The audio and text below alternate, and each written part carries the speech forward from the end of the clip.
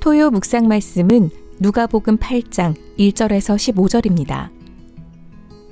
그 후에 예수께서 각 성과 마을에 두루 다니시며 하나님의 나라를 선포하시며 그 복음을 전하실새 12제자가 함께하였고, 또한 악귀를 쫓아내심과 병 고침을 받은 어떤 여자들 곧 7 귀신이 나간 자 막달라인이라 하는 마리아와 헤롯의 청지기 구사의 아내 요한나와 수산나와 다른 여러 여자가 함께하여 자기들의 소유로 그들을 섬기더라. 각 동네 사람들이 예수께로 나와 큰 무리를 이루니 예수께서 비유로 말씀하시되, 씨를 뿌리는 자가 그 씨를 뿌리러 나가서 뿌릴새 덜어는 길가에 떨어짐에 밟히며 공중의 새들이 먹어버렸고, 덜어는 바위 위에 떨어짐에 싹이 났다가 습기가 없으므로 말랐고, 덜어는 가시떨기 속에 떨어짐에 가시가 함께 자라서 기운을 막았고, 덜어는 좋은 땅에 떨어짐에 나서 100배의 결실을 하였느니라. 이 말씀을 하시고 외치시되 들을 귀 있는 자는 들을지어다. 제자들이 이 비유의 뜻을 물으니 이르시되, 하나님 나라의 비밀을 아는 것이 너희에게는 허락되었으나 다른 사람에게는 비유로 하나니, 이는 그들로 보아도 보지 못하고 들어도 깨닫지 못하게 하려 함이라. 이 비유는 이러하니라. 씨는 하나님의 말씀이요 길가에 있다는 것은 말씀을 들은 자니, 이에 마귀가 가서 그들이 믿어 구원을 얻지 못하게 하려고 말씀을 그 마음에서 빼앗는 것이요 바위 위에 있다는 것은 말씀을 들을 때에 기쁨으로 받으나 뿌리가 없어 잠깐 믿다가 시련을 당할 때에 배반하는 자요 가시떨기에 떨어졌다는 것은 말씀을 들은 자이나 지내는 중 이생의 염려와 재물과 향락의 기운이 막혀 온전히 결실하지 못하는 자요.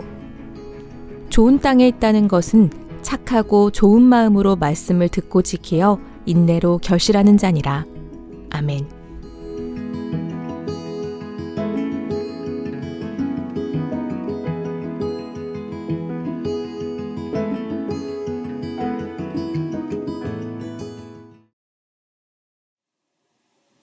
네, 오늘은 누가복음 8장 1절에서 15절 말씀 통해서 우리 하나님 말씀 나눠보도록 하겠습니다. 자, 오늘 말씀을 보면 예수님께서 하나님 나라에 대해서 선포하시고 또 비유를 베푸시는 부분을 우리가 보게 됩니다. 특별히 어떤 비유냐면 씨 뿌리는 비유죠. 이 씨 뿌린 자의 비유는 굉장히 유명한 비유입니다. 이제 많은 그리스도인들이 다 알고 또 인용하고 또 깊이 묵상해 본 적이 있을 정도로 굉장히 저에게 익숙한 비유가 아닐 수 없습니다. 그런데 오늘 우리가 살펴볼 때 이 비유 자체에 초점을 맞추기보다 먼저 이 비유가 나오게 된 배경을 먼저 살펴볼 필요가 있겠습니다. 이 비유가 나오게 된 배경을 먼저 보려고 하면 오늘 본문 말씀인 1절을 한번 보면 좋겠습니다. 1절을 보면 이렇게 나오죠. 그 후에 예수께서 각 성과 마을에 두루 다니시며 하나님 나라를 선포하시고 그 복음을 전파하셨다라고 이렇게 얘기가 나옵니다. 이 이야기를 하고 난 다음에 오늘 이제 씨 뿌린 자의 비유가 등장을 하게 되거든요. 그러면 예수님께서 지금 맥락을 보면 하나님 나라에 관한 일을 전파하시면서 씨 뿌린 자에 관한 이야기를 하셨다라는 것을 우리가 알 수 있게 되죠. 그럼 결국 무슨 뜻이냐면 이 씨 뿌리는 자의 비유는 하나님 나라가 어떻게 발흥을 하게 되고 또 꽃피어가게 되고 열매 맺게 되는지를 보여주는 장면이라고 볼 수 있게 되는 겁니다. 그러니까 씨 뿌린 자의 비유를 이런 맥락이 없이 그냥 단순한 말씀에 관련된 말로만 이해를 하게 되면 그 본질적 의미를 제대로 이해하기가 어렵게 되는 것입니다. 그래서 오늘 본 말씀에도 보면 이렇게 또 나와요. 9절, 10절을 한번 주목해서 보면 4절부터 8절까지는 예수님께서 씨 뿌린 자의 비유를 사람들에게 이야기를 하셨고, 그 다음 제자들이 예수님께 씨 뿌린 자의 비유가 뭡니까? 의미에 대해서 가르쳐 주십시오 라고 얘기를 했을 때 나오는 반응입니다. 10절을 보면 이렇게 얘기를 합니다. 이르시되 하나님 나라의 비밀을 아는 것이 너희에게는 허락되었다 라고 이렇게 얘기를 하죠. 그러니까 예수님께서도 스스로 증명을 해서 가르쳐 주십니다. 씨 뿌린 자의 비유는 하나님 나라의 비밀을 담고 있는 거다라는 얘기죠. 그러니까 씨 뿌린 자의 비유는 곧 하나님 나라의 비밀, 그 핵심 원리에 대해서 이야기를 하고 있다고 하는 걸 우리가 알 수 있다는 거죠.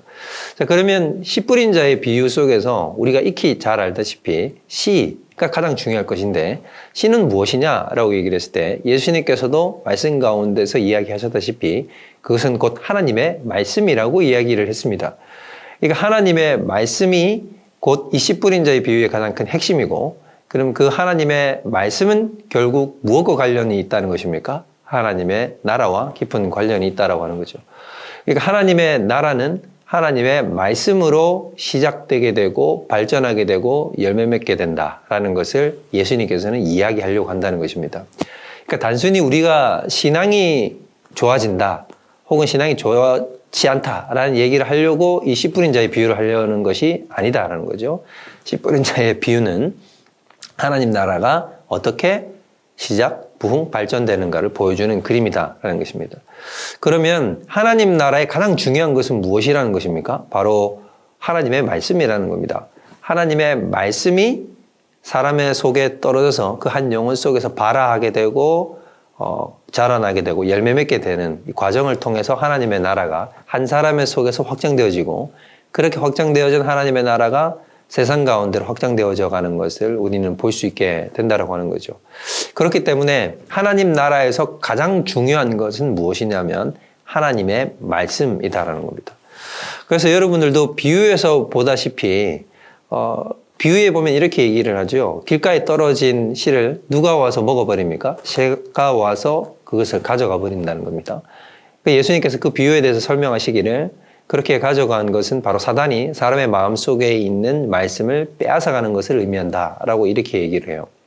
그러면 새가 농부가 씨를 뿌리면 그 씨가 땅에 떨어지기를 기다렸다가 떨어지기만 하면 잽싸게 채가려고 준비하고 있지 않겠습니까? 사탄도 마찬가지라는 거죠. 사탄도 무엇을 하려고 기다리고 있겠습니까? 말씀이 사람의 심령 속에 떨어지기만 하면 내가 그걸 가져가 버리겠다라고 이렇게 생각하고 있다는 거죠. 그러니까 사탄도 어디에 집중을 하고 있냐면 하나님의 말씀에 집중을 하고 있습니다. 굉장히 아이러니한 거죠. 왜냐하면 사탄은 그 중요도를 알기 때문인 겁니다. 말씀이 사람 속에 심령 속에 떨어져서 그것이 열매 맺게 되면 막을 방법이 없는 거죠. 그렇기 때문에 사탄은 그것이 열매 맺기 전에 말씀을 사람의 속에서 빼앗아 가버리려고 준비하고 있는 겁니다. 그러니까 사탄도 하나님의 말씀이 곧 하나님 나라의 가장 중요한 덕목이요 기준이라는 것을 알기 때문에 어떻게든 선택과 집중을 하는 거예요. 사탄도 바쁩니다. 할 일이 많아요. 근데 그 사탄은 어디에 집중을 하고 있다는 겁니까? 사람의 마음속에서 말씀을 빼앗아 가려고 한다는 겁니다.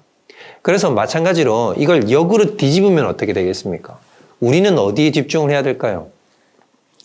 영적인 대적자가 어디에 집중을 하고 있냐면 우리에게서 어떻게 해서든 말씀을 빼앗아가면 저 사람은 망한다라고 생각을 하고 우리를 그렇게 끌고 가려고 한다고 한다면 우리도 어디에 집중을 해야 되는 거냐면 우리도 당연히 하나님의 말씀에 집중을 해야 된다는 것입니다. 적이 요충지로 삼고 차지하려고 하는 것과 우리가 요충지로 삼고 차지하려고 하는 것은 사실 같습니다. 다 같이 적이나 아군이나 중요시 여기는 그 길목과 요충지가 결국에는 양쪽에게 가장 그 사활을 거는 중요한 지점이기 때문인 거죠. 그렇기 때문에 우리에게도 집중을 해야 하고 붙들어야 될 지점이 있는데 그것이 바로 하나님의 말씀을 우리 가슴과 심령 속에서 새겨놓고 그것이 열매 맺도록 우리의 마음을 주장하고 조성하여 나가는 것이 굉장히 필요하다는 것을 말씀해주고 있다는 거죠. 그럼 우리가 한번 돌아볼 필요가 있겠죠. 우리는 얼마나 하나님의 말씀에 집중을 하고 있는가. 우리는 때때로 너무 바쁜 일이 많고 우리의 계획이 많고 또 우리가 보고 싶은 것이 많고 우리가 누리고 싶은 것이 많기 때문에 하나님 나라를 확장시키는 그 하나님의 본질 말씀에 우리는 집중을 하지 못합니다. 우리는 우리가 가지고 있는 너무 많은 생각들이 있습니다. 그것 때문에 주님의 말씀 앞에 천착해서 나아가는 일을 행하지 못해요. 근데 바로 거기에서부터 우리 신앙생활의 실패가 시작된다는 것을 우리는 깨달아야 되는 것입니다. 예수님께서도 오늘 비유를 통해서 우리에게 가르쳐 주시려고 하는 그 핵심 메시지는 바로 이건 겁니다. 말씀을 어떻게든 붙들어야 된다. 그리고 그 말씀을 통해서 삶에서 열매 맺는 삶이 등장해야 된다. 그리고 너희에게 주어진 그 말씀이 어떻게 해서든지 열매 맺을 수 있도록 너희의 마음을 주장하고 붙들고 그것을 기경해 나가는 일에 힘을 써라. 말씀에 집중해라. 라는 얘기를 예수님께서는 하고 싶으신 것이에요. 그렇기 때문에 우리가 지금 마음의 밭은 각자의 상태에 따라서 여러 개가 다를 거예요. 지금 가시떨기에, 가시나무에 굉장히 뒤덮여 있는 마음의 상태일 수도 있고, 돌짝밭과 같은 마음의 상태일 수도 있고, 길가와 같은 마음의 상태일 수도 있습니다. 또 혹은 좋은 마음의 밭의 상태일 수도 있겠죠. 그것은 각 사람의 상태와 환경에 따라서 여러 가지 양태를 띠게 될 것입니다. 우리가 어디에 처해 있든지, 그러나 한 가지 태도는 분명하죠. 내가 어떤 환경에 있든지 어떻게 해서든 하나님의 말씀이 내 속에서 열매 맺는 데까지 나아가기를 힘쓰기를 원한다. 그리고 내 마음밭을 기경해서 좋은 밭으로 갈아엎어지기를 원한다는 그런 마음이 우리 속에 새겨져야 된다는 것입니다. 이 중요성을 알고 있는 것만 해도 우리는 어디로 가야 할지의 방향을 알 수 있게 되는 거죠. 아, 하나님의 말씀이 중요하구나. 그 말씀이 내 속에서 흥황케 되기 위해서는 내 마음을 준비해야 되는구나. 내 마음을 갈아엎어야 되는구나. 라는 사실을 알고 있기만 해도 내가 어디로 가야 할지를 알게 되는 것입니다. 그래서 혹 잘못된 길을 걸어간다고 해도 이 길이 잘못된 길이고 내가 걸어가야 할 길은 저 길이다. 라는 것을 알고 있기 때문에 언젠가는 돌아올 수 있는 가능성이 훨씬 더 커지게 되고 잘못된 길에서 바로잡아서 주님의 말씀 앞으로 돌아올 수 있는 힘과 능력을 말씀 속에서 얻게 된다는 거죠. 그렇기 때문에 오늘 우리에게 주어진 말씀의 본문의 그 뜻처럼 우리가 하나님의 말씀에 집중하고 주의 뜻에 천착하게 되고 말씀을 어떻게 해서든지 붙드는 그 삶을 살아가는 저와 여러분들 되시기를 주님의 이름으로 축원드립니다. 우리 오늘 주신 말씀 가지고 함께 기도하면서 나아가도록 하겠습니다. 우리 시간 기도할 때 오늘 주신 말씀을 놓고 우리 기도했으면 좋겠어요. 하나님께서 우리 삶에 하나님의 말씀을 깊이 새겨넣기를 원하신다. 그 말씀이 내 속에 뿌려졌을 때 그것을 어떻게 삶에서 깊고 풍성하게 열매 맺어 나갈 것인가를 고민하고 그것을 위해서 하나님 앞에 능력과 은혜를 부어달라고 간구하는 저희가 됐으면 좋겠습니다. 함께 기도하겠습니다. 하나님 아버지, 저희들에게 오늘 또 이 귀한 말씀을 허락해 주신 것을 감사합니다. 우리에게 하나님의 생명의 말씀을 허락해 주셨고 그것이 곧 하나님 나라의